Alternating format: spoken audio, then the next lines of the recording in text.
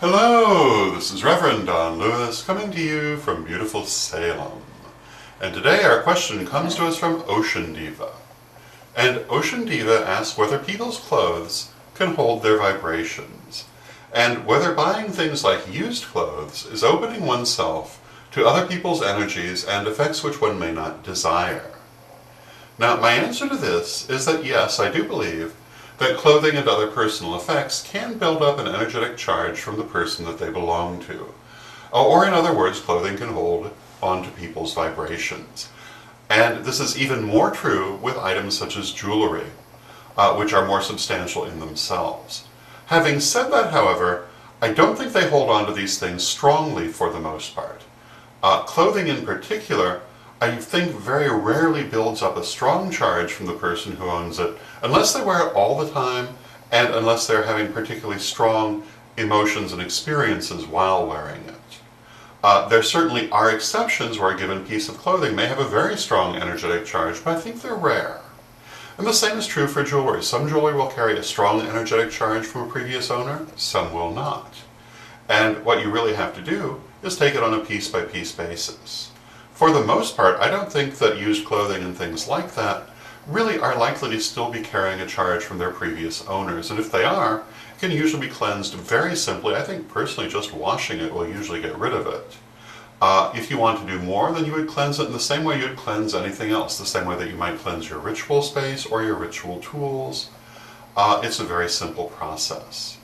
Having said that, there are exceptions. And if the person was wearing the item very often, if they were having particularly strong emotions or traumatic events while wearing the item, then yes, it might carry a stronger charge. Things like jewelry can carry very strong charges sometimes, but by no means always. And so it's probably a good idea, if you think that the item is carrying a strong charge, to cleanse it as you cleanse anything else. But I would say that this applies more often to things like pieces of jewelry or personal effects than it does to clothing, because when you think about it, clothing doesn't get worn, as a general rule, all that much, nor is it all that substantial. So I wouldn't think that in general it's going to pick up a strong vibration, but in exceptional circumstances it will. And so if you're worried about it, by all means cleanse it. If you feel a strong energetic charge on a piece of used clothing, then definitely cleanse it. In general, however, I think that it's unlikely that there will be a strong energetic charge.